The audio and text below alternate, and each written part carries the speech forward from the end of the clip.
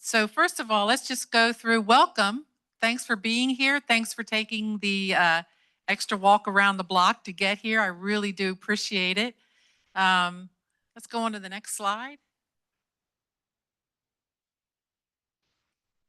So our agenda tonight, we're going to have a few words about the Green Gala, Cool Spring Crossing update, the Land Use Reform Working Group, the strategic plan, the budget, and then questions. So we're going to try to move along quickly so we leave enough time for your questions at the end. Have your cell phones ready in case you want to take a shot of any of these screens, or especially the next couple announcements that we have up here. Next slide. So our next meeting is scheduled for July 15th. That is a Tuesday. Keep an eye out for a date change if we can get a Wednesday and get away from the concert. Emily Gnarl from the Nature Conservancy is going to be here to speak about the legislative wrap-up and a few other things that they have going on. August 12th, Senator Russ Huxtable has agreed to come and speak. And then this is the big one. On September 8th, Doug Tallamy will be here to speak about homegrown national parks. Yes, and so if you've ever heard him speak, he's very inspiring and entertaining. He's written, I think, 4 books now, 4 or 5 books. This will be at the Cape Henlopen High School. So get the word. We're expecting a lot of people, so get the word out. There will be a nominal charge to get in. It'll probably be about $35. We're working out the finance now. And what we want to do is underwrite it so that students can come for free. And then September 16th, we'll be giving a update on the land use reform work. And then on October, we're working to get Holly Merker here. She is I can never get this right. What's the word? Ornithologist, yes. And she'll be here to talk about forest bathing and how it's so good for us mentally and physically to be out walking through the forest. Let's see, if you're not receiving our Eyes on County Council newsletter, you'll want to make sure you sign up for that. This group of about 40 volunteers is sitting in on every county council meeting. They've been sitting in on planning and zoning meetings. They have been sitting in on the working group meetings as well, and they put out a monthly digest of what is going on in the county. It is excellent. And not only that, they also have links so that you can go and hear the audio and any other information about what's going on around the county. So if you're not receiving the EOCC, Eyes on County Council newsletter, make sure you say something out at the registration desk before you leave, and we'll get your name added to the list. Oh, and you can yes, you can sign up on the website too. Thank you. Next slide. The Land Use Reform Working Group is meeting this Thursday, 10 to noon at the Emergency Services Center that's out at the Georgetown Airport. That'll be a 2-hour meeting. It will be our 5th meeting, and we're going to be working on farmland and natural resource preservation.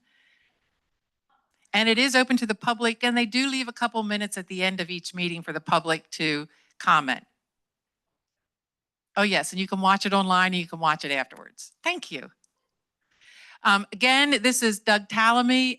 We've already discussed that. We'll put that up on our website too, so you'll see more about that in the future.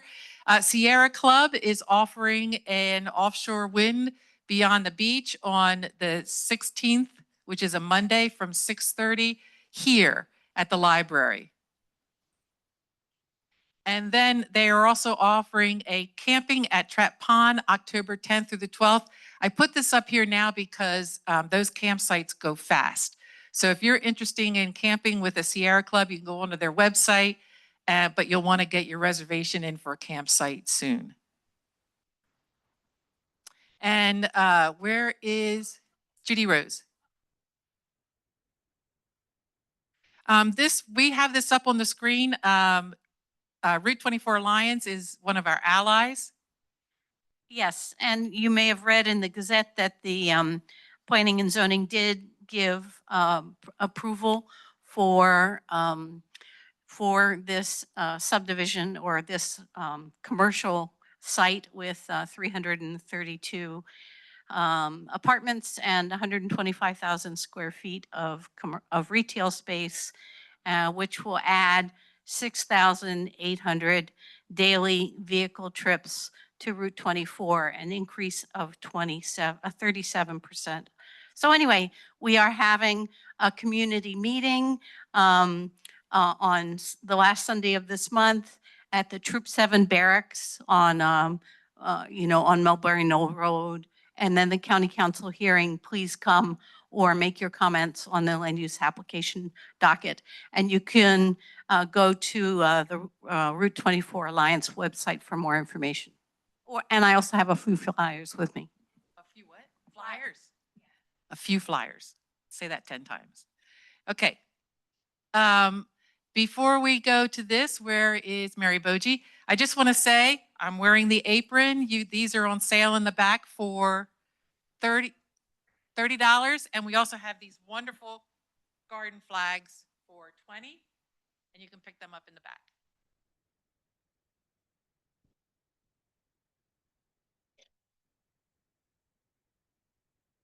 Good evening, everybody. I'll be real quick. I think I have 10 minutes, but I can do it in 3. Just really want to talk quickly about the gala. First of all, thank you to everybody who came, who supported us. Mary donated some beautiful shark pictures. Pam Cassell is over here, who did a lot of our marketing and a lot of good stuff for the gala. This picture is the committee, myself, presenting CIB a check for $7,000. As we said, we would give them 30% of our proceeds. So yeah, it was pretty cool. I believe the article or press release will be in probably Fridays. Okay, yeah, I saw that. So again, I just want to thank everybody. It was really it was a great event. It was fun.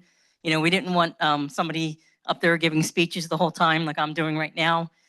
We had a singer, we had some dancing, and again, I just want to thank everybody. It was really a great time.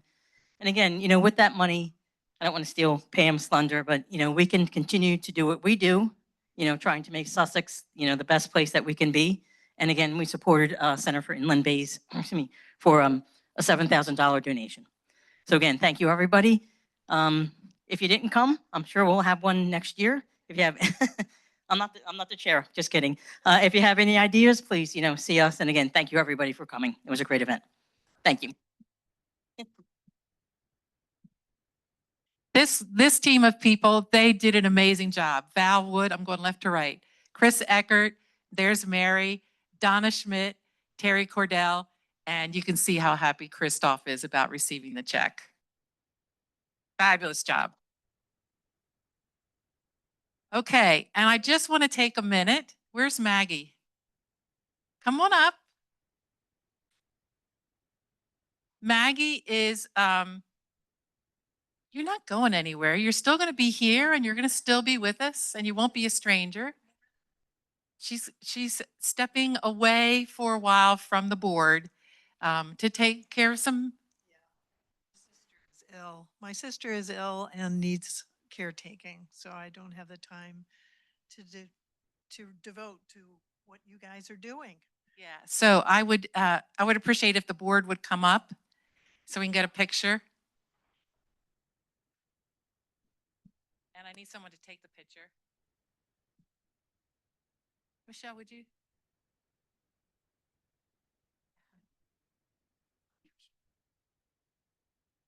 And this is a little something from us. Get it over.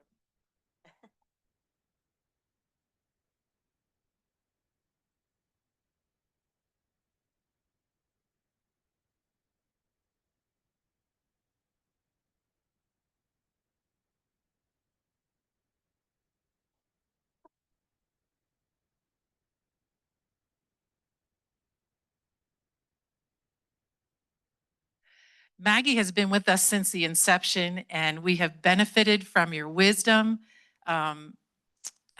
especially regarding native species. We loved the presentation that you gave. I'm hoping you'll come back. We've had requests for that again. And then also helping Judy Rose to kick off the video campaign with the high schoolers. That was wonderful. Okay. And now I'm going to turn it over to Joe Pica.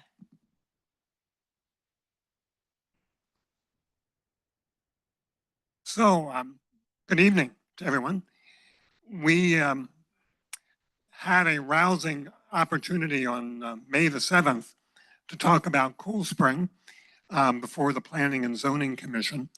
And there was a team of 5 of us who spoke that afternoon, a long afternoon, and probably 30 to 40, maybe more. We're not quite sure how many were in the auxiliary listening area, but we had 30, 40 people from our supporters, from this group and others, concerned about Cool Spring who also attended the hearing. It was long, and as always, there was an opportunity to lead off by the developer, and that always runs about 2 hours or a little longer. And we had the opportunity to make our case immediately, well, soon after their presentation. And we ran almost an hour, a little bit short, but almost an hour. And to give you some idea, our argument was really based around the case that now is not the time to move forward with that development. It is a very large development. I believe it's 1,922 residential units on 637 acres with 450,000 square feet of commercial and non-residential area, adding 33,000 daily vehicle trips to the roads in the area. And our argument was really quite straightforward. First, there's a reason that there was an election in 2024 that resulted in 3 new members of county council, namely that people expect the business in Sussex County, particularly around land use decisions, to be different. This would also be an unprecedented change in the future land use map, and Jim Dick made an excellent, very coherent, very logical presentation to that effect. The state has objected to this development 4 times, and it centers on the fact that it falls in an area that's called State Investment Level 4, and in that area, not only are the infrastructure, existing infrastructure, inadequate to support a community that large, but there are no plans to invest in infrastructure that would change that at this point in time.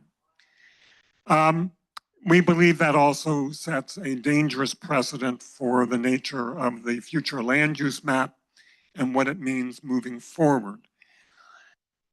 We also emphasize the impact that we believe that this development would have, adverse impacts in a number of areas that are of concern to residents in the area and underlay, we believe, many of the decisions in the election of 2024, namely that it has the likelihood of adverse impacts on medical care, which everyone realizes is overtaxed these days, fire and safety services in the area, which they've now begun to speak up and say that we are overtaxed, meaning we are stressed out, particularly the ambulance service. And we all know that the Lewis Ambulance Service has made this case publicly. School safety and school space is a major issue, and the school district, Cape Henlopen School District, has taken the stand that they want no additional residential growth until a solution has been reached about the problem with space in particular. And then another adverse impact is traffic. And Johannes Sayre spoke directly to that. We spent a good deal of time talking about the traffic problem and demonstrating why the DelDOT assessment may not be viewed as an endorsement of this development. Instead, it is a recognition that they're asking the developer to do an enormous number of things to try to mitigate the impact on traffic. And finally, we also talked about it being a modest contribution to solving the affordable workforce housing problem here in Sussex County. It's now projected by 2030 that we will need 7,000 additional residential units that would be categorized as affordable. And of that 7,000, Cool Spring Crossing would contribute only 175 residential units. So you're giving up an awful lot for relatively little. And Jill Hicks spoke to that issue. Rich Barrasso, I should have pointed out, is the guy who led off the entire argument. And so Rich is the one who laid out kind of the initial presentation. So 5 of us addressed this. I don't know that we will have had much impact on planning and zoning. The discussion that followed the planning, the hearing, when the hearing was brought to a close, the discussion that followed leads us to believe that they are likely to come back with a favorable recommendation.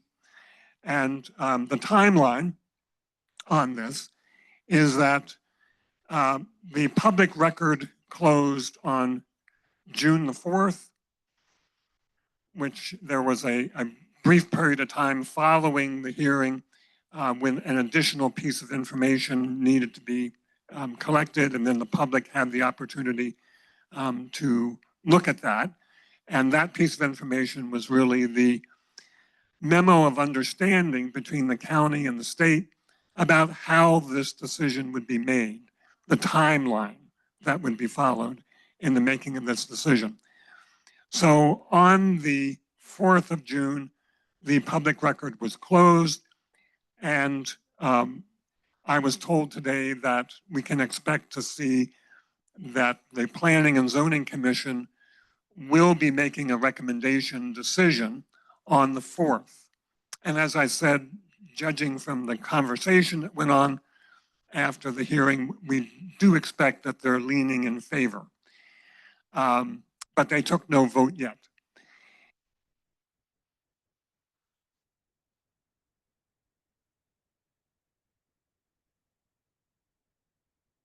In favor. And so it'd be a favorable recommendation for the developer in favor of moving forward with Cool Spring Crossing.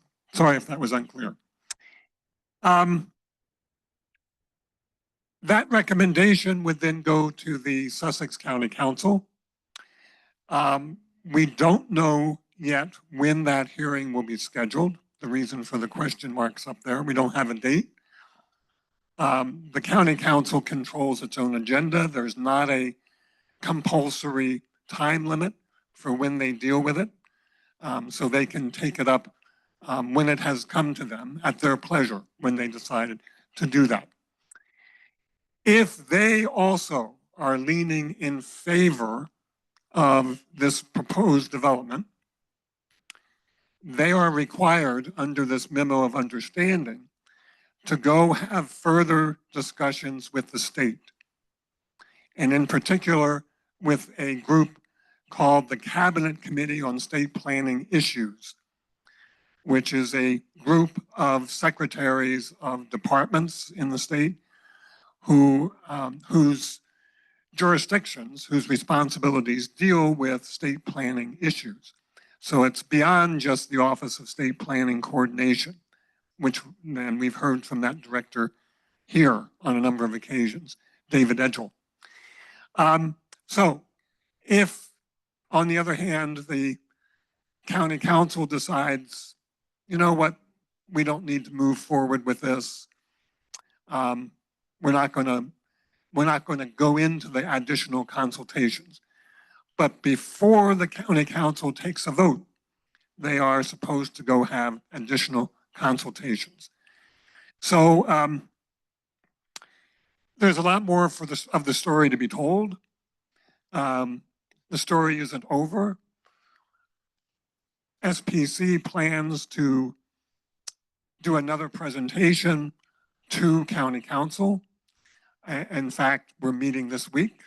Our team is meeting this week to talk about it, even though it's several months off. So stay tuned, stay alert, stay engaged, right? So even if planning and zoning does come forward with a favorable recommendation, that does not mean that Cool Spring is a done deal. That is definitely going to move forward. And I'll remind you of the second line of what I just said, which was in 2024, we voted. The vote was things need to change. This is the first opportunity that county council will have on a major issue of development since the new group has been seated.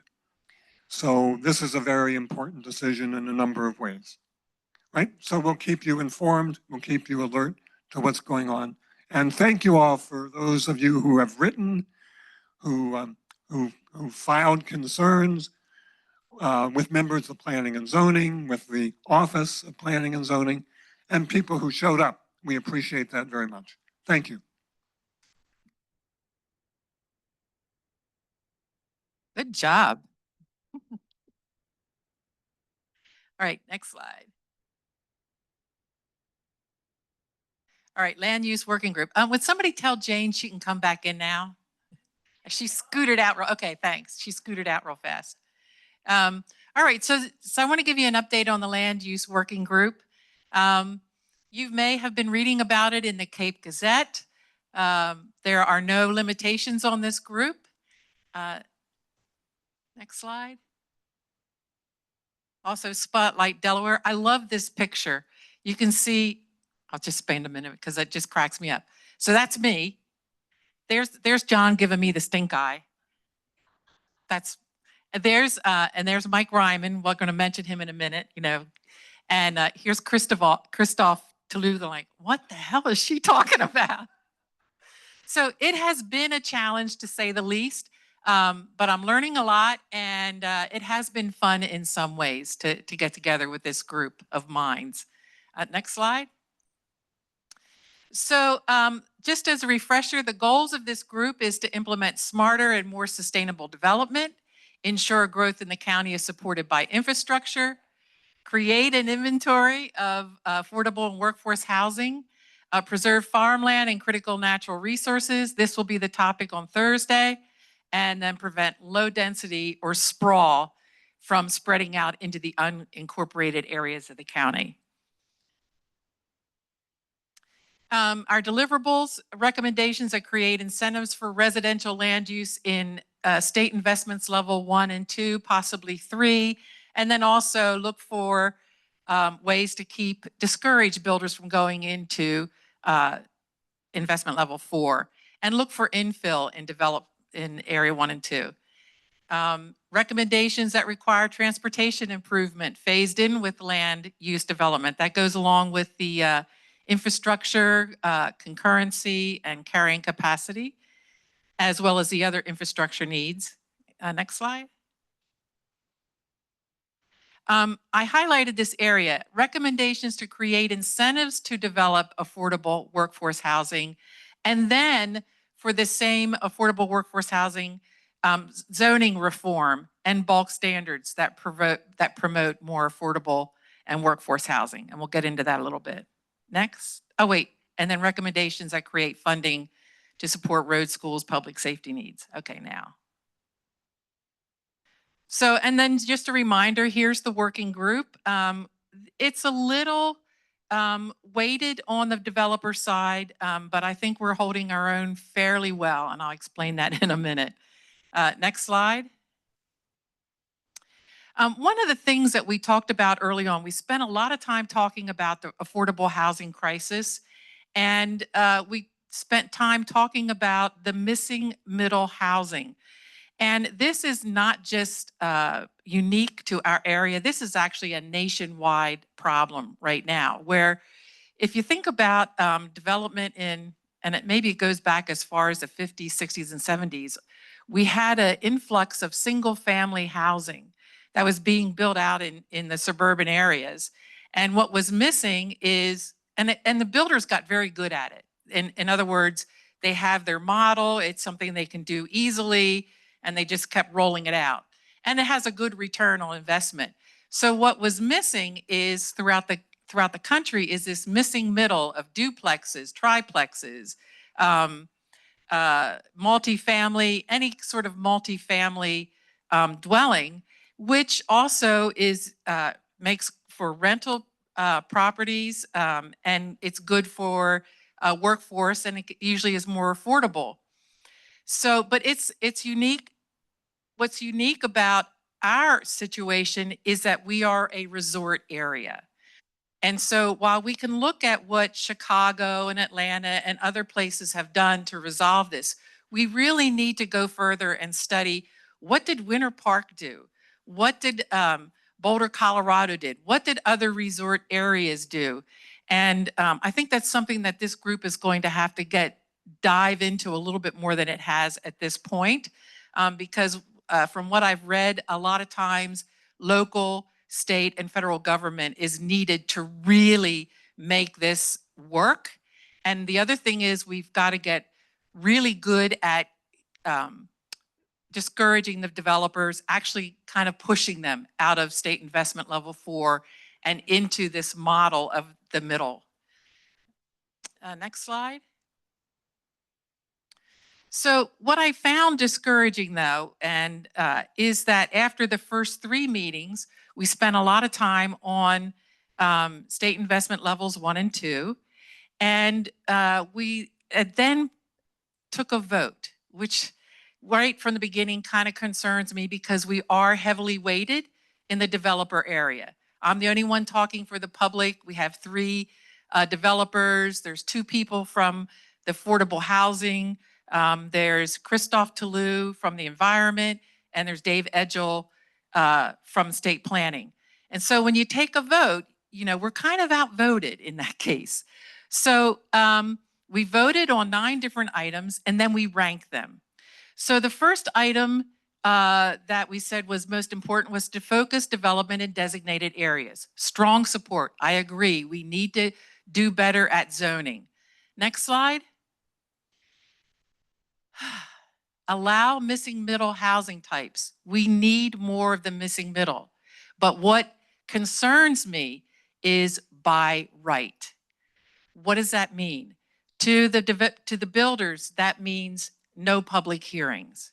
In other words, if I meet zoning codes, I get to do this without a public hearing. I get to do it by right. And you'll see there's 10 of us voting. I was the only one who is concerned about this.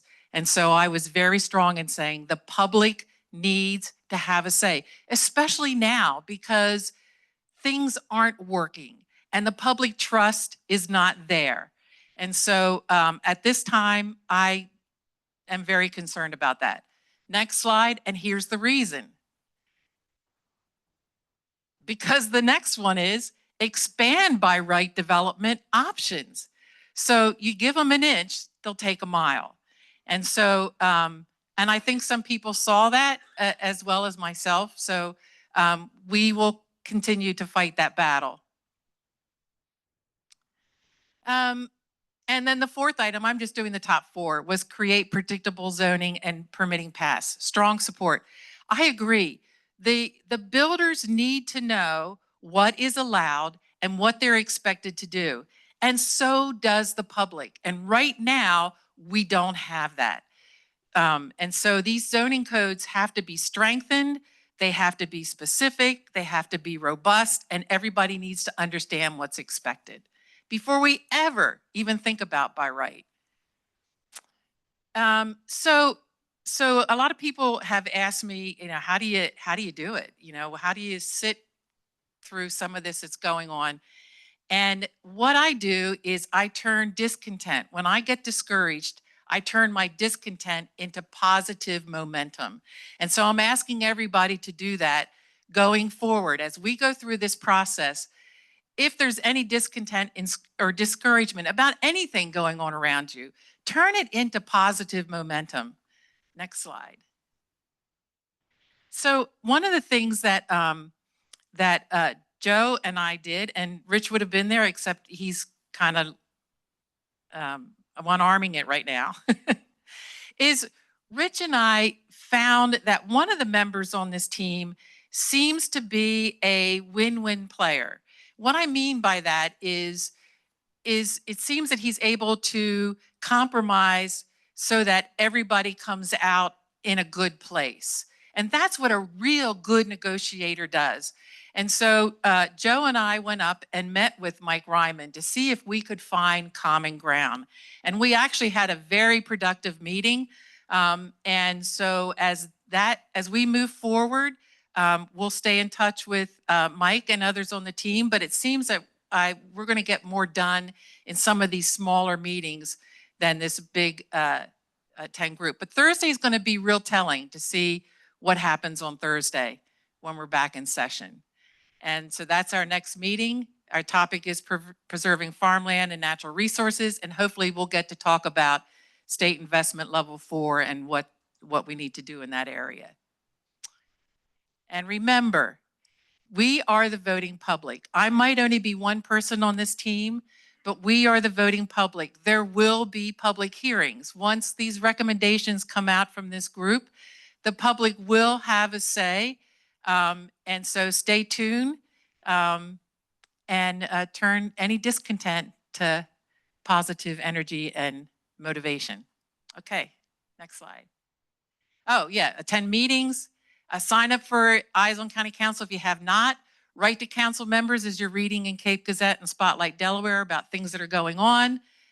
Write council members letters to the editor, and be present when the public hearings take place, I think around fourth quarter.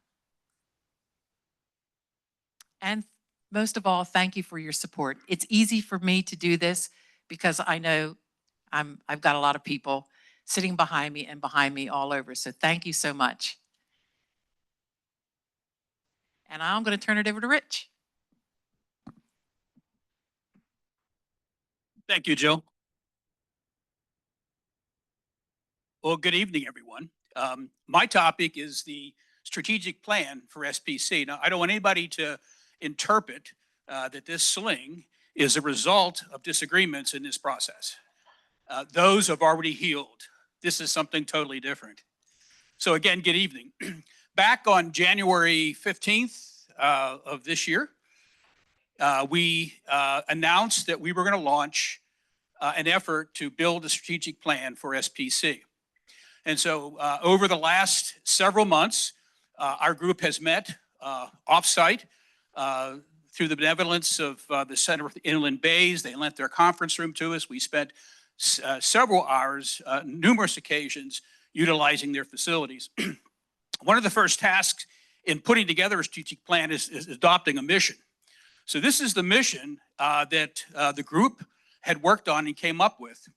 The SPC collaborates with like-minded individuals, many of you, most of you, and organizations like the Center for Inland Bays to promote environmental awareness, sustainable practices, and balanced growth. We seek to protect natural habitats, ensure safe water supplies, and support responsible development while encouraging government transparency. Now, part of the process in developing a strategic plan is first and foremost is to set some goals. And so the group over this time frame identified 6 key goals moving forward. Those 6 key goals come with a whole set of objectives and strategies. Now, I'm going to give you a little bit of background on each of these. This will be on our website for you to preview. What is it, Joel? Peruse. Okay, thank you. So instead of reading these off of this list, I'm going to take a look at them individually and give you an example of a couple of objectives, key objectives that were set for each. So if you can advance the slide, Pam. And again, the goals aren't necessarily in a set order. Okay, so keep that in mind. One goal is no more important than another. But the first goal on the list is fully engage in the 2028 Sussex County comp planning process and be the catalyst for public engagement. Now, with each of these goals, we've assigned a key leader. And so the key leader for this is going to be myself, as well as assistance from Joe in his area of expertise, which is legal and government affairs. Now, again, the comprehensive plan is a requirement by the state. Every 10 years, every municipality, including the county, has to put together a comprehensive plan. That process is about a 2-year process. The 2028 comprehensive plan process kicks off in less than 5 months.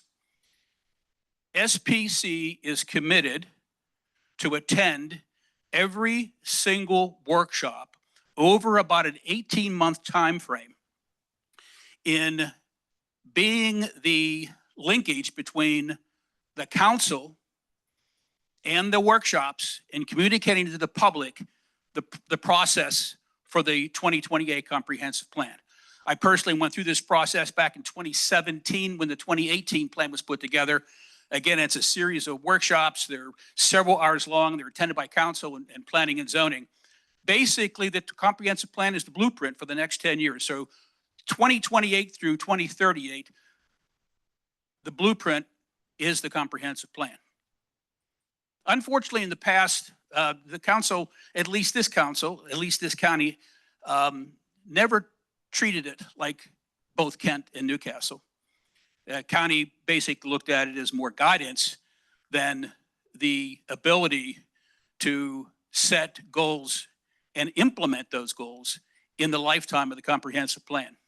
So again, real quick, SPC is going to be attending those meetings. We will be the ear and the eyes through the use of our group that monitors council activities. So if you could advance that, Pam. The second goal is to amend county and land use policies to maximize the balance between economic growth and the preservation of natural resources for the general health, safety, and welfare of the county. What Jill talked about is exactly this. The land use reform group is in the process of reviewing policies. The basis for the comprehensive plan in that blueprint is to determine what possible changes are needed over the next 10 years. And those changes could result in new ordinances. Our group, throughout this year, is going to perform a comprehensive review of the current county land codes to identify where codes are vague, outdated, lack clarity, criteria, and objective standards. We're going to take a look at how natural resources is viewed throughout the state, not just the county, to determine if there are things that are being done in other counties that Sussex could benefit from, then we want to make sure that we are in an even playing field. And lastly, to secure the adoption of a Sussex County carrying capacity analysis, which basically means whenever development takes place, is there adequate capacity in place? And if there's not, what would need to be done in terms of adding that capacity, whether it's transportation, whether it's schools, whether it's emergency services. This is a process that used in Newcastle County in a very, very effective way. We know how to do it. It's just a matter of the will of the county in stepping forward in adopting this process. The next goal, increase impact by expanding public awareness through growing membership, allied organization relationships, and media coverage. Again, we've got about 4,500 members. We want 5,000 by the end of this year, targeting 8,000. I think that's a very modest goal of 8,000 by 2026. So if you tell a friend and that friend tells a friend, we'll get to that 8,000 fairly quickly. We also want to engage more actively with our allied organizations, and we need more volunteers to get the work done. Goal number 4, champion the public's right to transparent, open government and necessary reforms. Sussex County shall adopt procedures that respect and encourage public participation in county government. We want to do something about the fact that you can't remotely call into planning and zoning to share your public comments. We don't think that's transparent. That's one of our to-do items in going into as part of our strategic plan. Develop a code of conduct, conflict of interest policy. The state has a code of conduct, the county does not. We think it's necessary. I have less concerns with the new council makeup than the old council makeup, but at the end of the day, I think each of those new members would fully support an active code of conduct. And thirdly, request planning and zoning to update the land use application docket site to include oncoming land use applications. So what does that mean? That means that for the most part, the public never finds out about an application until 7 days before it's on the calendar. The county has the ability to make available any application that they have received whenever they receive it. And we think that's essential for the public to be aware of when these applications come in, because 7 days, as good as Joe Pica is, 7 days is not enough time to prepare for the type of public input that's necessary in the process. Goal number 5, strengthen education and advocacy efforts with members and allies to promote environmental awareness, sustainable practices, and balanced growth. Again, we have members who have interest in conservation. Many of you do. We have allied organizations who have interest in conservation. It's a matter of tapping into our members, tapping into our allies in order to move forward these conservation measures. If you can advance to the 6th.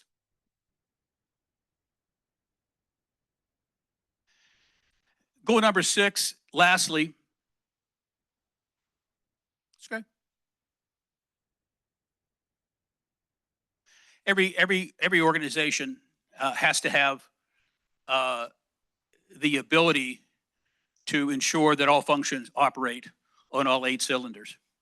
And in goal number 6, we need to make sure that we manage the operational functions to maximize efficiency and support achievement of the SPC mission. Under the auspices of Pam Cole, Pam, as our Director of Finance and IT, is going to create and implement a communication and marketing plan for the fiscal 2025 through 2027, establish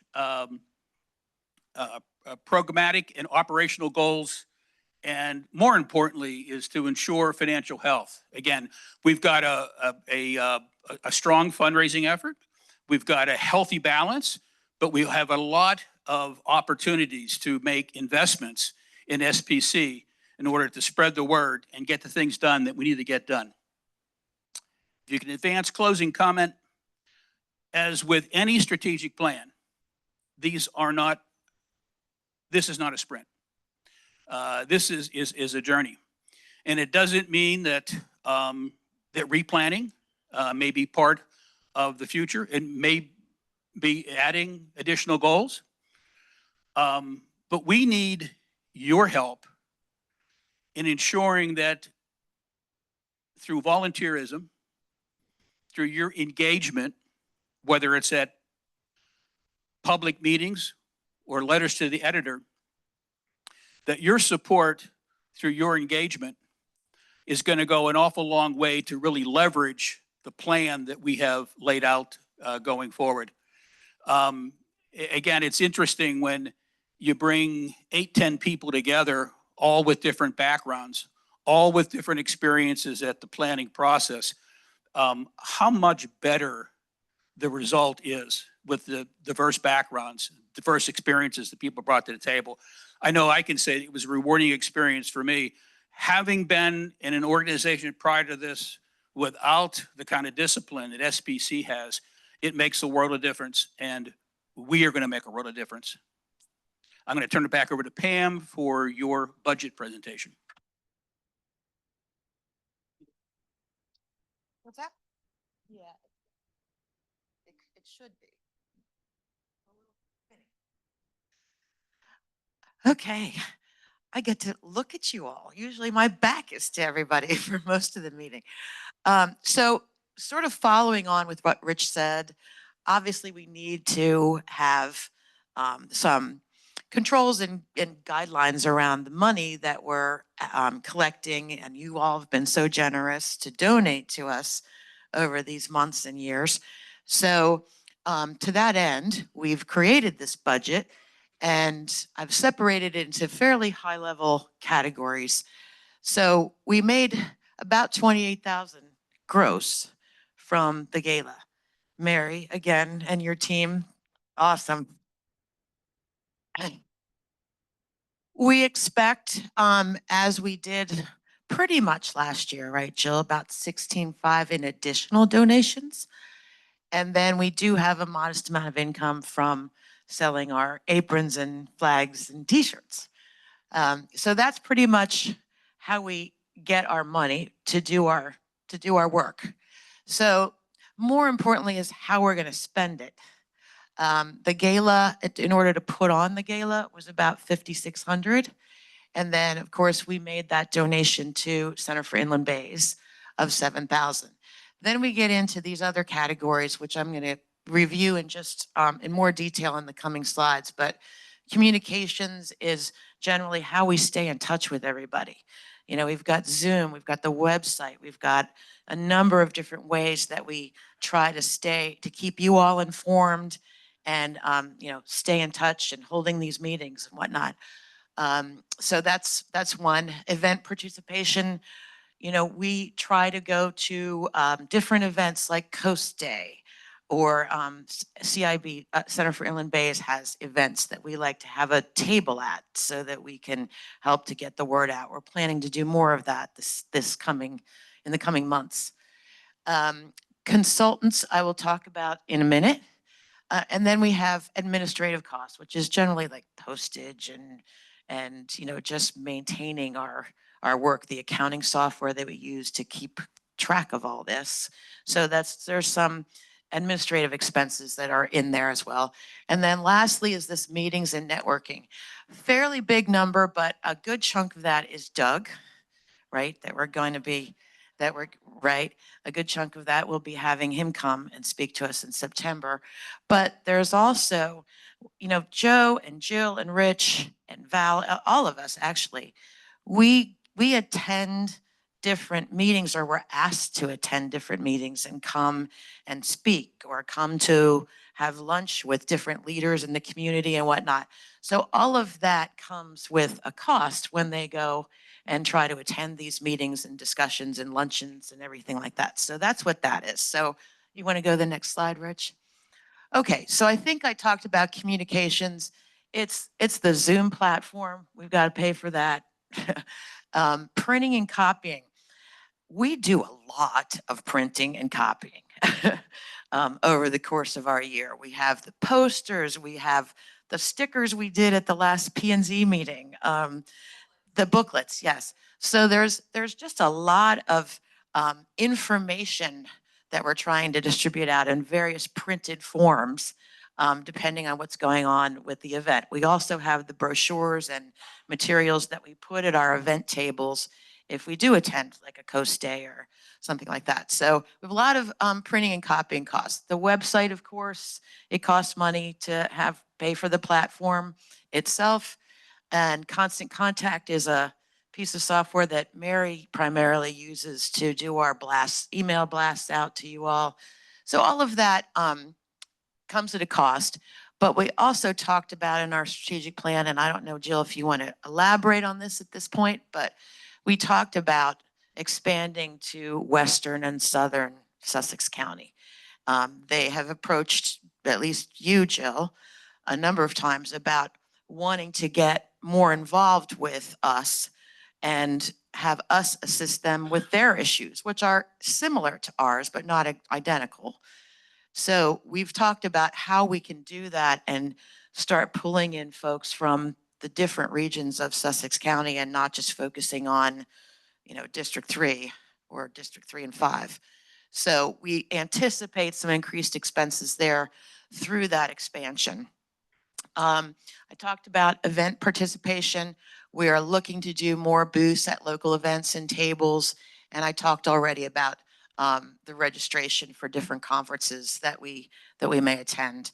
We also are running a little low on our swag and merchandise. So we've got some extra money in there in that budget line item to replenish those supplies. When we do the booths, we do a lot of giveaways, pizza cutters, and I don't know, what else do we have there? Bookmarks, chip clips, all kinds of things. So we have a fair amount of that we're going to do. And we are going to try to do some more this summer and fall, do more of those table events. And then consultants, I delayed till now. With the things that Rich talked about, with our comprehensive plan work and Joe's work in government transparency and all of the work that we're faced right now with having to, come up with more robust recommendations for zoning and ordinances and all that, we anticipate that we will need some paid expertise from time to time in the form of lawyers, or I think, Joe, you had mentioned somebody who's an expert at zoning. So that's in our plan in more detail. And so that's where we're kind of focusing that consultant line item on. And Pam's going to help us, I think, with some marketing activities to sort of help us get the word out to maybe even Western and Southern Sussex. So there's different areas where we're really trying to do that expansion and get some expertise to help us with the pretty meaty work of the comprehensive plan and zoning and ordinances. Okay, next slide. I think I talked about meetings and networking. It's Doug. It's expanding meetings possibly in the fourth quarter to include Southern and Western Sussex County. Probably more meetings to get ready for the comprehensive plan review in more earnest in 2026. So that'll happen in the third and fourth quarter. And then lastly, the administrative line item there that you saw in the budget, which is basically our accounting, office supplies, bank fees, things like that. So that's how we're spending it. It's pretty, do you want to go back to the actual budget, Rich? If you can. If you can't, that's fine. It's not quite a zero balance budget. There's $3,500 that we have left over in case we over anticipated donations or under anticipated potential expenses. So we've got a little bit of play there, but it's pretty much, I think, where we're going to come out as a zero balance budget. So, thank you. I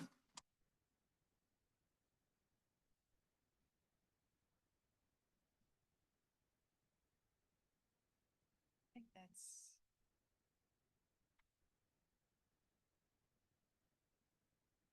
None of this would be possible without you. None of this would be possible without you. From being here, talking to your neighbors, talking to your friends, inviting us to come to your HOAs or your other meetings to do Sussex Government 101, teaming up with the League of Women Voters. They've been very important to us in getting the word out and getting that program out to the public.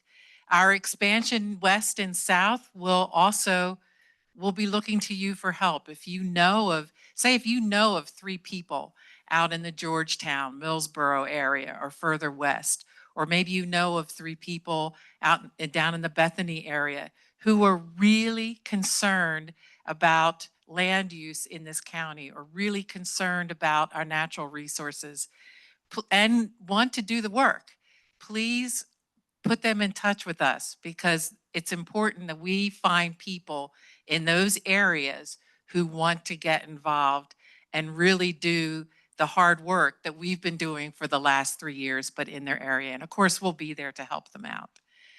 And so now I'd like to open it up to questions about anything that you heard or saw this evening. There you go. Just raise, yeah. State your name and George Dellinger. In the County Comprehensive Committee recommendations, will the voting be, let's say, identified in raw numbers, or will the votes of the respective members be identified? this is in the comprehensive plan process? Oh, the working reform group. No, I don't think they have plans to identify who voted in what way. And I just let you know how I voted. I will ask. I can ask. Yeah, you're welcome. Oh, Susan in the back? This is a tough question, so I don't know if anyone has an answer for it, but Dr. Tam from BB has been pretty outspoken, and I love him about wanting more affordable housing for people to get doctors and support staff, really the support staff to come in here. But every time and it seems to weigh a lot with P&Z and council when he talks, which makes sense. But it occurs to me that when I hear him, it's kind of a catch-22, because if you add 5,000 affordable housing units, you don't even know how many of his support staff will get those, yet you will add 15,000 new patients. And I don't know if there's a better answer for him than just him saying, yes, I support this because we need more housing, when you don't even know if we can't get ahead of it that way. And I don't know if there's an answer, if you guys have talked about that. We've talked about it a lot. It was, I was the person that kind of took on that job of trying to address the medical services and whether the contribution to the workforce housing that Cool Spring is offering or claiming really does meet the need that Dr. Tam has identified. And like you, I'm very impressed with Dr. Tam, and I'm convinced that what he's saying is accurate. I'm not convinced that his solution, which is that every development that includes a claim that they are providing affordable or workforce housing, is in fact doing that. So in the case of Cool Spring, just to go down the rabbit hole for a minute, they're claiming that there are 700 workforce housing units. 175, which I referred to just a minute ago, are the ones that are part of the Sussex County rental program. Those are the units where we know there's going to be a control on the rentals, on the rental prices that will be charged. That control is linked to their income. And it's very rigorous. The remaining 525 will be rented at market rates. The key is that market rates in this community, and as Joe referred to it, it's a resort beach community. Sorry, Jane. It's a resort beach community, means that the rates are high. They are not within the income limits of the people that Dr. Tam is hiring. And he has acknowledged that.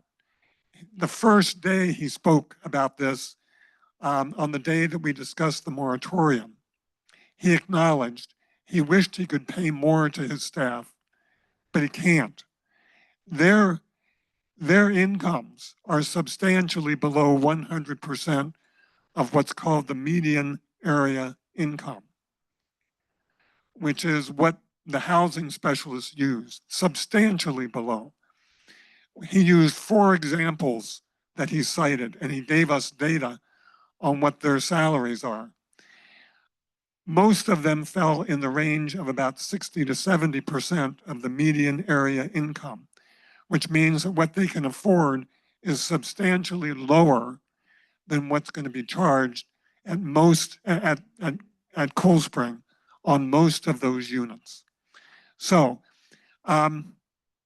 what you need to do when you talk about affordable housing is to say affordable for whom? Who is it that can afford to go into these rentals? And that you do not hear, right? Even though it's claimed to be affordable. You don't hear an answer for that. So that's the kind of conversation we need to have. Now, his credibility is up there, right? My credibility is somewhere around there. And so it is an uphill battle to make it clear on what this argument is about. Jill has spoken with him one-on-one for an extended conversation to try to understand better his position on this. We've been collecting information about affordable housing, about, as I say, the salary structure within the area. We've been doing our best, our due diligence to kind of collect the information. And we're going to keep hammering away at the argument. But it's a very perceptive question about one of the problems that we're having with the argument. So one of the things we also did besides, other than talking to Dr. Tam, and he's been very forthcoming in how many people short he is, how many he needs to bring in, how many support staff, and what their salaries. And he recommended, maybe calling to fire stations, getting the same information, schools, other public services. But the real question for me is, for the county, how many affordable workforce housing units do we need as opposed to family dwellings? Let's just put it as a family dwelling. So if you're going to add 4,000 family dwellings, how many affordable workforce housing units do you need just to break even to support those? Now, the U.S. Census uses a figure about 5 to 6%.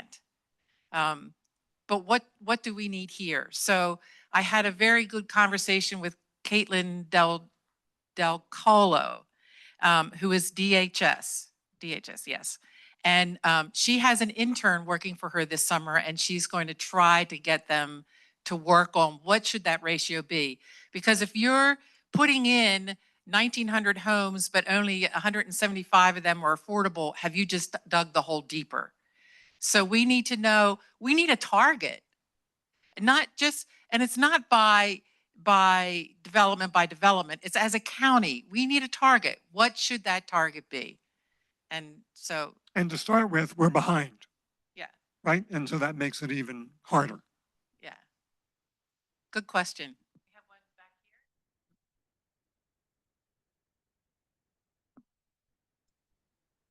Thanks. Just to, I guess, expand on that, I was wondering, has there been any sort of audit of the existing, like the numbers that we hear of what is needed in affordable housing and what we have, and that there's a shortage, I sometimes question that, and I'm wondering if that has actually been audited within the county, because like I know somebody that lived at the Sea Glass Apartments behind Walmart for a while, had a ton of trouble. The construction is subpar, like they didn't even finish hooking up the sink plumbing, from the guy above, and it's like the water just came pouring through the ceiling.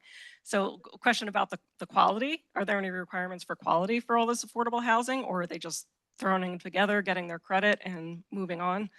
And how many years from now are they going to be junk and pulling down, living in the area? And then also, we keep hearing how much affordable housing is needed, but that person had so many problems there. They moved out before their lease was up and sacrificed a month's rent.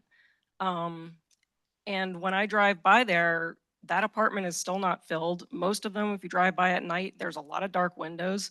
That's, I think, got some kind of affordable housing, credit or something, but it doesn't seem to be getting used at all. And I will say that the rent that this person paid for a two-bedroom apartment was slightly more than I pay for a mortgage on a half-acre single-family home.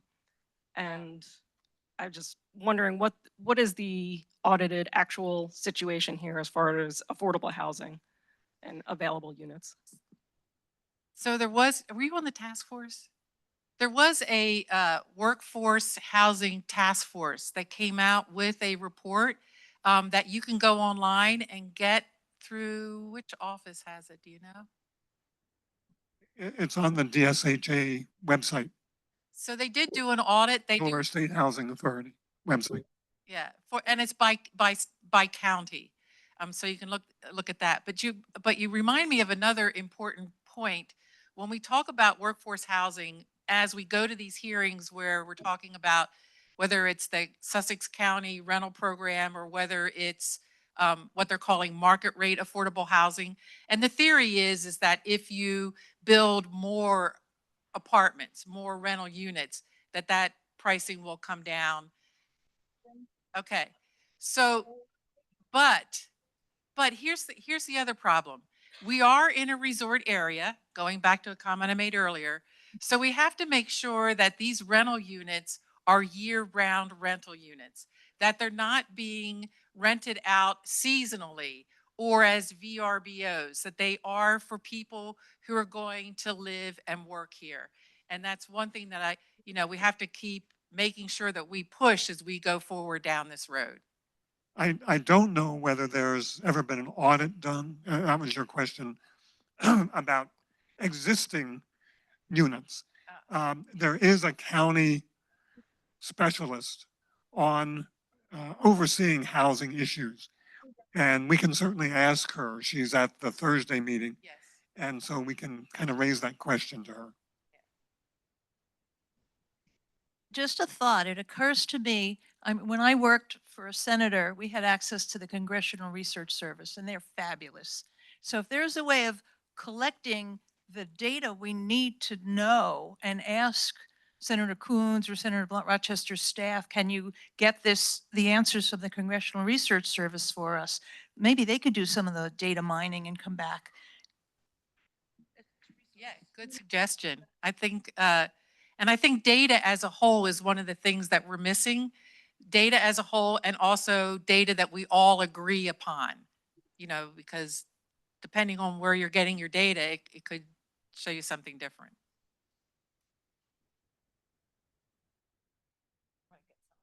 Yeah, I just wanted to mention that, relative to homeowner associations.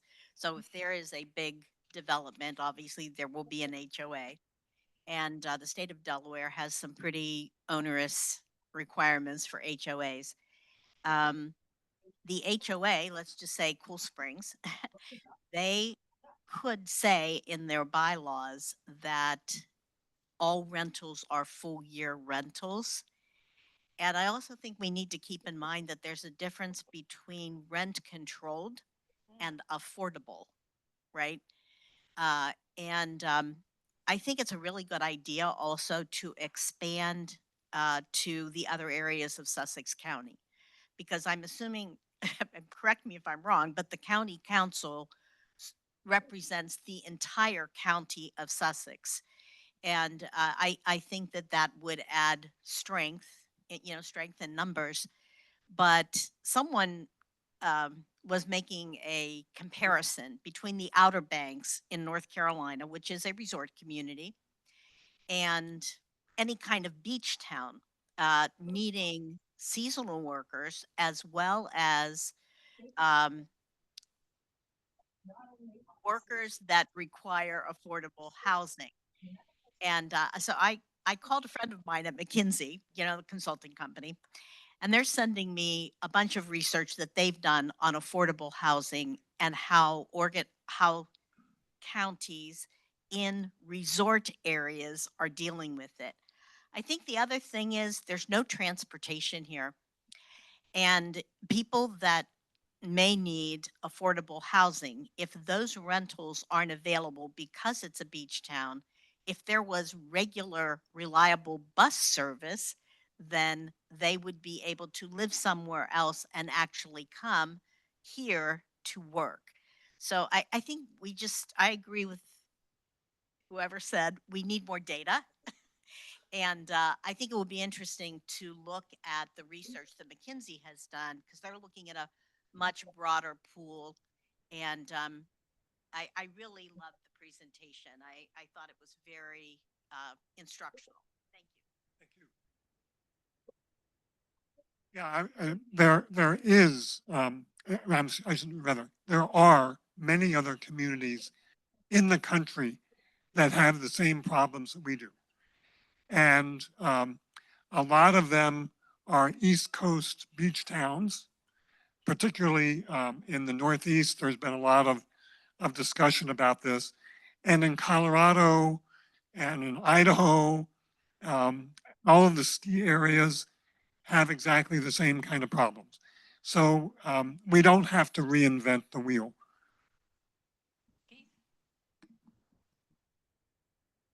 My name is Keith Steck. I'm with the Delaware Coalition for Open Government. Some of you know me, most of you probably don't, but I can tell you this. One of the biggest problems in this county is lack of transparency, a lack of openness, and as some of you pointed out, lack of data. We are a statewide organization. I live in Milton. There are other people down here who are involved with us. We have pushed county council in the past on issues and gone to the state attorney general's office when they failed to provide information. And more often than not, we have won. So we can get things done. We are not a large organization. This organization is huge by comparison. And I can tell you right now, a lot of you folks have a lot of smarts. You have a lot of practical experience. So please, if you're not already involved, get involved. And I'm going to do that with Joe and with a couple of other people as well, because one of the important things is visibility, transparency, and holding people accountable. And on that point, one of the questions is, how close are you working with the state legislature to get things changed and standardized across the 3 counties? We have such variability. If you looked at the political landscape of Delaware, this would look like everything from Kilimanjaro to the Marianas depths of the ocean because of the variability in what goes on in the counties. There needs to be more standardization, and the only way that is going to happen is by state law. Thank you for volunteering. I'm never one to turn down volunteers, and I know Dave Breen is also involved in this, and I'm hoping that Jack Young is going to be involved in it. And Jack, who works with the League of Women Voters, I think wants to comment on this. One thing I think we need to demystify immediately is this idea of by right zoning. There is no such thing. It is a myth created by developers. The zoning code allows for conditions even in AR1. We need to start thinking about what those conditions are and how they best balance the need of development with quality of life and all those things that are in not only the code, but now in our mission statement. So let's start thinking about creatively what it is that makes the right county for us. And that means that there are conditions. We've talked about 99C, we've talked about other things, but we need to start putting this in firm language in concrete so that you don't have a reoccurrence of Cool Springs, which is an anomaly to the current comprehensive plan and, more importantly, the comprehensive map. So start thinking about what are the rational right types of conditions that make this a better county, because by right is no right. And I think Rich wants to jump. Joe, I've attended and witnessed your work in the land use reform group. Again, thank you. I'm planning to be there this week as well. But can you give us what the path forward looks like between now and the end of the year in terms of what are the outtakes or the outcomes from your work? What are the next steps once your recommendations go forward to, I'm assuming, to council? Yeah, so I'll do my best to recall it, and Jane's in the back. She can help me if I mess this up. But so we have this meeting on Thursday, and then after that meeting, we're supposed to start putting recommendations together. So I think there's maybe another meeting scheduled after that. There'll be more meetings scheduled. I think by third quarter, we're supposed to get those recommendations wrapped up and start presenting them to county council. And then I think in fourth quarter is when we'll start with some of the hearings. But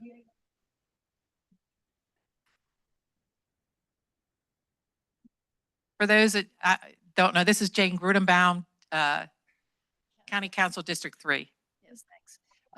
Thank you, Jill, and thank you for all the work you've done on the land use task force. Yeah, you're right about the timing. The only reason I hesitate about when hearings begin, there's always a ramp up to hold hearings. That's all I wanted to say. It doesn't happen right away. You have to, get things lined up and so forth. But as soon as possible thereafter.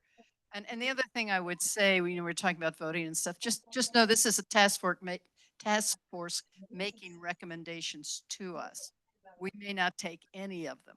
We may take some of them. We may take one of them. So just to be clear, because that's important, I think, for people to understand that it's making recommendations to the council, which will then decide which, if any, of the recommendations to take forward. So on that note, make sure you contact your county council member with any concerns or recommendations that you have, so they know where their constituents stand. I have a question about how are we going to address and rectify the lack of roads and medical services? What scares me the most is the thought of there being so many more houses allowed to be built and not having the systems in place to support all the people coming here, and those of us who are already here. So where are the interplays between the efforts to have the EMT services up to snuff and the water systems up to snuff? And I think about, well, where does all the sewer go for 1900 houses? Who cleans that? So that's my question. No, that's a very good question. What's the interplay between all of the needs that go with letting so many houses be built? That's a very good question. And if you haven't seen our presentation on Sussex Government 101, if you want to get a group together, give me a call. We'll come out and make that presentation because we go through all that. But here's the tricky thing about Delaware is that the county has the final authority. It was given to them by the state, but the county has the final authority on land use, on the zoning, on how we're going to occupy the land. So basically, as Rich so well put it one time, the county has the final say on how many cars are going to be on the road, how many kids are going to be in school, how many people are going to need medical services. In that grand plan, the comprehensive plan, they'll have to think about what that growth is going to look like. But in Delaware, it's the state who builds and maintains the roads. It's the state who provides a large portion of the construction for new schools and for school transportation. It's, what am I missing here? Healthcare services, EMS, it's the state who provides a lot of that, and fire services. So what has to happen is there has to be a well-coordinated plan between the state and the county. If I had any, what has happened, okay, and how that happens too is the county writes a comprehensive plan, and they also determine what that future land use map is going to look like. It goes to the state, it gets certified, well, it goes through a couple revisions probably, it gets certified by the governor. Then, and also in the meantime, the state is saying, county, Newcastle County, Kent County, Sussex County, here's where we plan to spend money on infrastructure, like I just mentioned, roads and schools and emergency services and state police. They fund all the state police. And here's where and how we plan to spend the money. And that's where that state investment levels 1 and 2 come in. So the county and the state are supposed to agree on where this and how this is going to take place. Now, unfortunately, prior to this council, hopefully this will get fixed in what the working group is doing now. 25% of the building in Sussex County has occurred in state investment level 4, where the state says we have no plans to build infrastructure in that area. So Sussex County has been guilty of approving building in an area where where the state has no plans on permitting infrastructure. So one of the things that we have as a goal and a deliverable for this working group is to come up with ways to discourage builders from building out in state investment level 4 and have more of the construction where the infrastructure already exists, and also to help out with the workforce and affordable housing. So I am still hopeful that this group can come up with some good recommendations, but stay tuned. It's a lot of work, but excellent question. I have a question related to that. I'm on the Zoom feed. Can you hear me? Hello? Yes, we can hear you. Okay. Well, first of all, before my question, I just want to commend the SPC for your commitment to attend all the comprehensive planning meetings. I participate on my local planning and zoning commission, and I know how important that 10-year comprehensive plan is. So your role and your participation in that is extremely important, and your commitment to attending those is needed. So thank you for doing that. You're welcome. My question is, and it's related to, development in investment levels 3 and 4, going back to the previous question.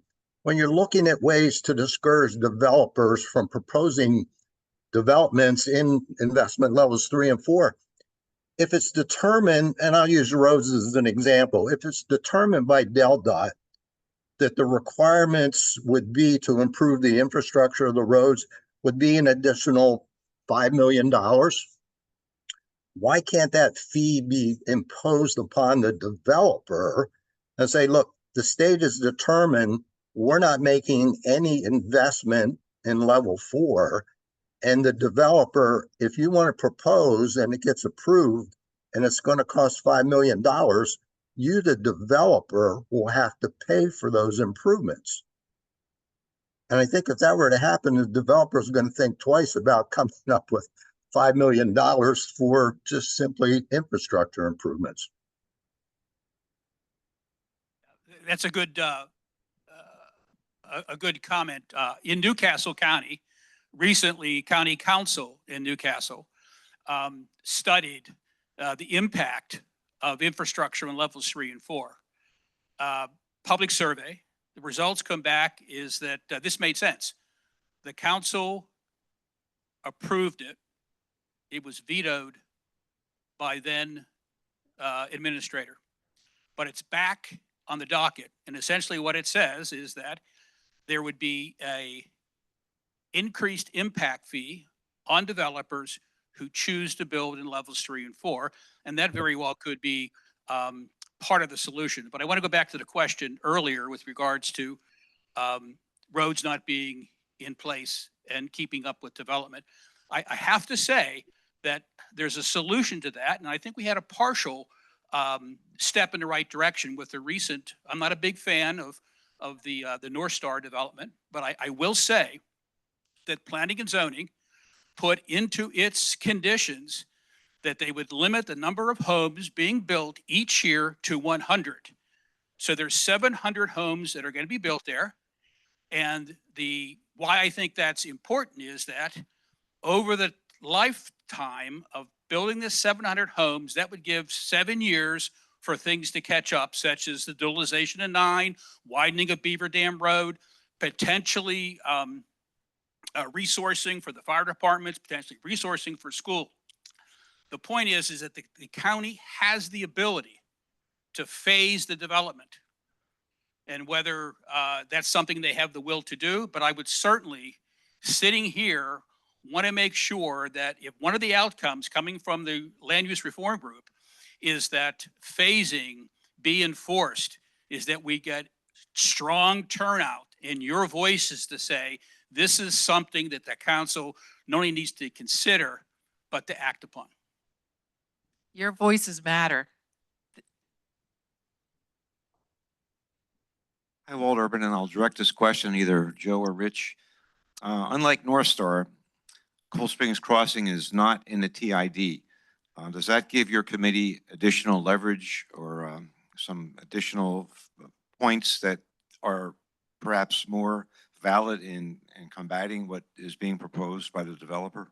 It should. What they did was to conduct a TIS, a traffic impact study, instead of, because it's not within a TID. A TID is a traffic improvement district. There's going to be a quiz at the end of this on acronyms. So yeah, so remember TIS, TID, we'll figure out some more. DSHA, we got a lot of them. It should have a great impact that it is not within the traffic improvement district. The DelDOT has been wrestling with the developer over, I'm told, over a period of maybe 3 years to try to get the developer to commit to making improvements that are more extensive than normal. And by that I mean the usual traffic impact study. I'm avoiding using the acronym. Only requires you to look at 3 intersections from where the development is going to be located.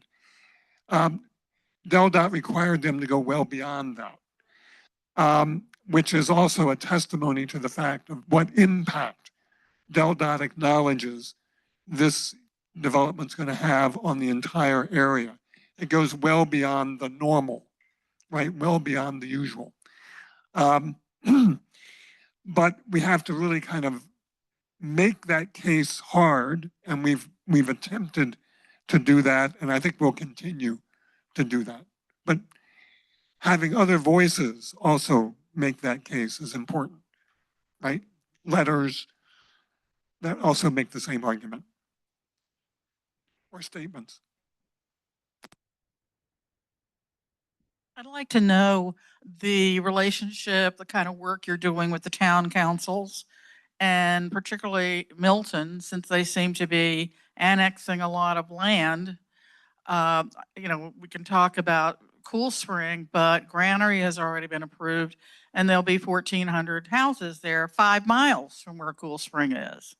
And beyond that, between Gravel Hill and Sand Hill, I wouldn't be surprised if there's not 1,000 houses already planned and approved, with Shingle Point being in there. Has any town council asked you to come and talk to their committees that address annexation and growth?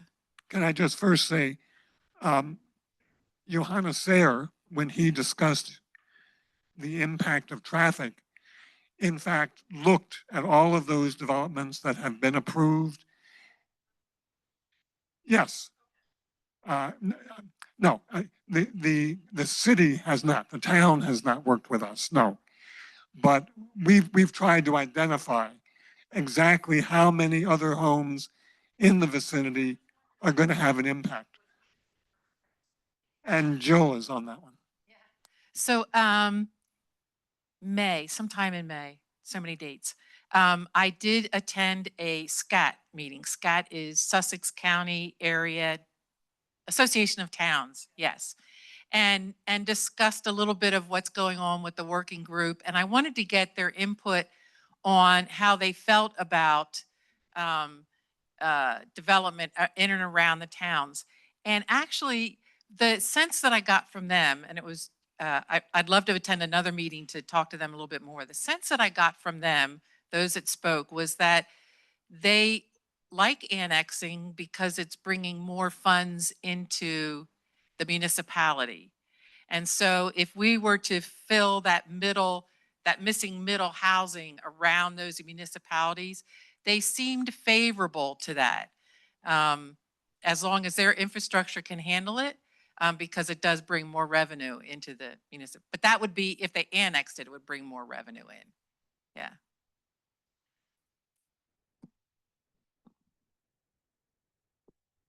Just for those of you who haven't read the Cape Gazette today, on page 4, they did a really good picture of the side-by-side developments that have been reviewed by the Sussex Planning and Zoning.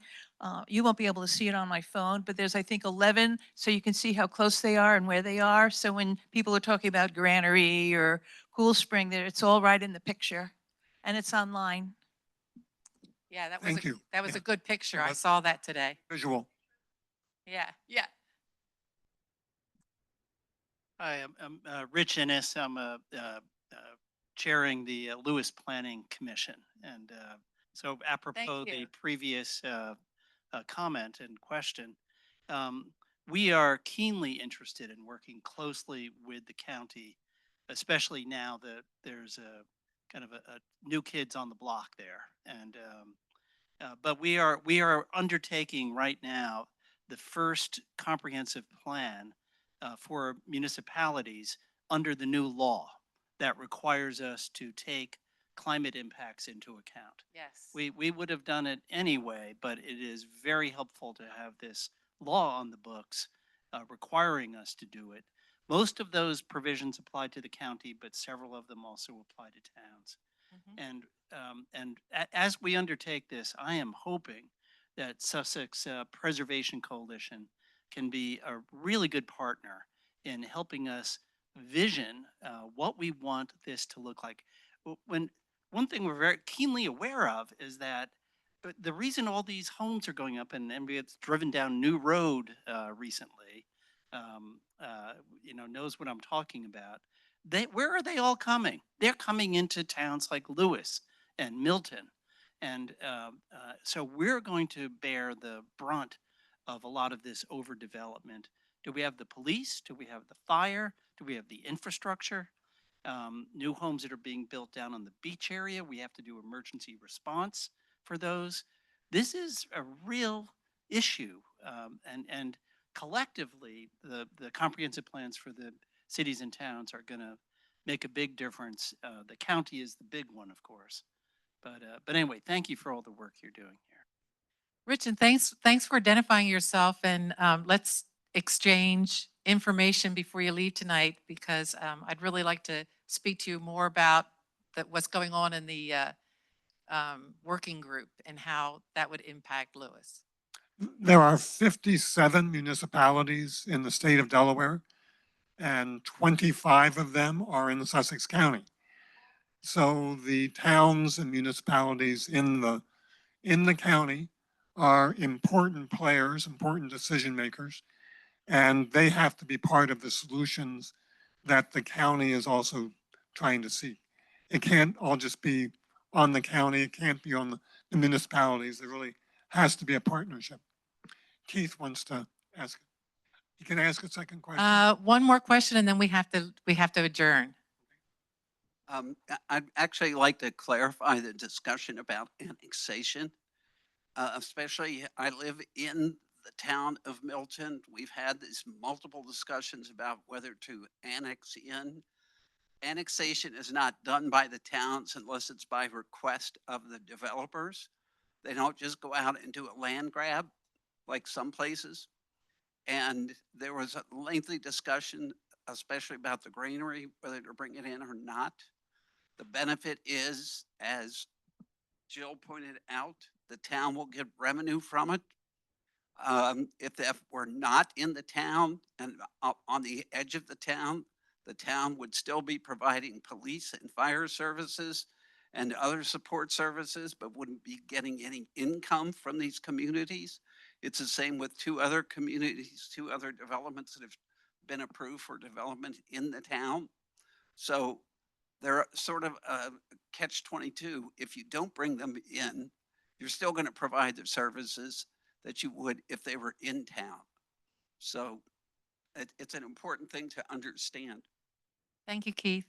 I want to thank everybody for coming tonight and just thank you for your continued support. We really appreciate it. Thank you.